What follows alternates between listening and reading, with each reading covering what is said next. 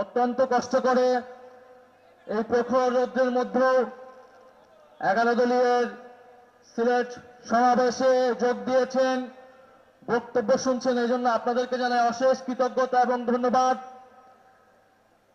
কিছুক্ষণ আগেই একটা তথ্য আমরা শুনতে পেলাম যে ভারতে যে শিক্ষামন্ত্রী, যার পদত্যাগের দাবিতে দীর্ঘ কয়েক সপ্তাহ ধরে দিল্লি সহ ভারতের প্রায় সব জায়গায় ছাত্র জনতা যে আন্দোলন গড়ে তুলেছিল, সে আন্দোলনের মুখে সেই শিক্ষামন্ত্রী পদত্যাগ করতে বাধ্য হয়েছেন।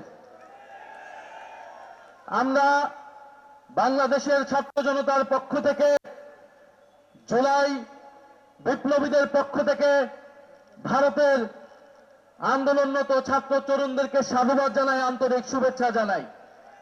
আমরা মনে করি দেশ থেকে দেশে এই যে তরুণদের উত্থান, তরুণরা জেগে উঠছে, রাজপথে অন্যায় বৈষম্য বিরুদ্ধে কথা বলছে, এটা জুলাই বিপ্লবের ধারাবাহিকতা।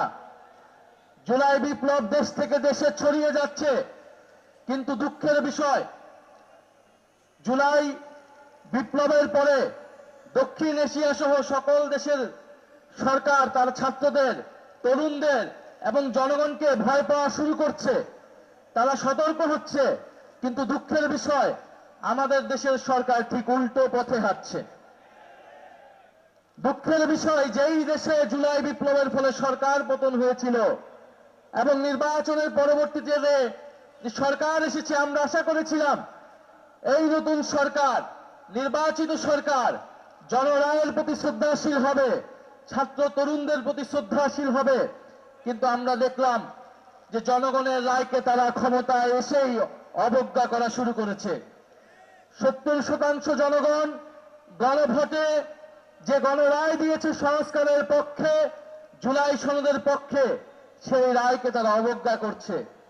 যেখানে ভারতের সরকার তার ছাত্র তরুণদের আন্দোলনের মুখে পরাজিত হয়েছে, মাথা নত করতে বাধ্য হচ্ছে, এবং অন্য সব জায়গায় জনগণের রায় প্রতি সরকার শ্রদ্ধাশীল হচ্ছে।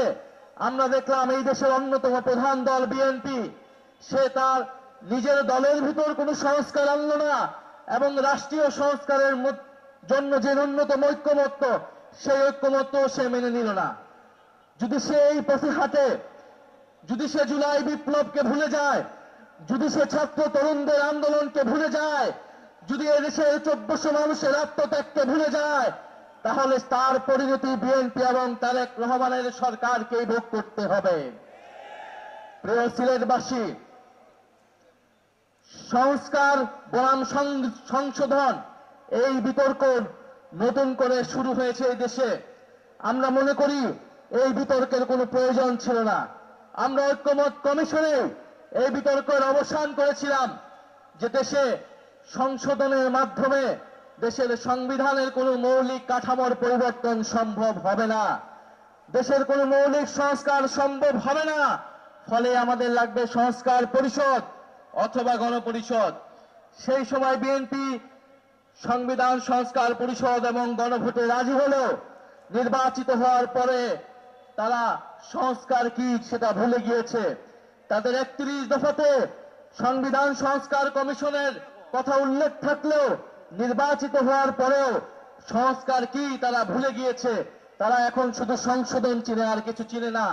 এবং বিএনপি সমর্থিত কিছু দালাল বুদ্ধিজীবী তারাও প্রচার করছে দেশে সংশোধন প্রয়োজন, সংস্কার প্রয়োজন নেই। কিন্তু দেশের মানুষ সংস্কারের জন্যই জীবন দিয়েছে। ইভেন এই বিএনপি গত 16 বছর ধরে সংস্কারের মূলা ঝুলিয়ে, 31 দফার মূলা ঝুলিয়ে জনগণের সাথে প্রতারণা করেছে। প্রিয় সিলেটবাসী, আজকে ঢাকাতে তীব্র গ্যাসের সংকট, গ্যাস পাওয়া যাচ্ছে না। এর আগে জ্বালানির দাম বৃদ্ধি করা হয়েছে, বিদ্যুতের দাম বৃদ্ধি করা হয়েছে, সিলিন্ডারের দাম বৃদ্ধি করা হয়েছে, সবজির দাম 2 গুণ থেকে 3 গুণ হয়েছে বাংলাদেশের রাজধানী ঢাকাতে। মধ্যবিত্তের উপরে করের বোঝা চাপিয়ে দিয়েছে এই বাজেটের মধ্য দিয়ে। দেশের মানুষের যে অর্থনৈতিক সংকট, সেই সংকট থেকে উত্তরণের জন্য আন্তর্জাতিক যে সহযোগিতা প্রয়োজন, সেই সহযোগিতা সরকার পাচ্ছে না, কারণ সরকার সংস্কার করবে না। ফলে সরকার যদি সংস্কার না করে, সরকার যদি বিচার না করে, ফলে জনগণের মধ্যে যে নতুন আস্থা তৈরি হয়েছিল, সেই আস্থা তারেক রহমানের সরকার ধরে রাখতে পারবে না। ফলে আমরা সরকারের কাছে আহ্বান জানাবো, আপনারা দ্রুত সময়ের মধ্যে গণভোটের যে গণরায়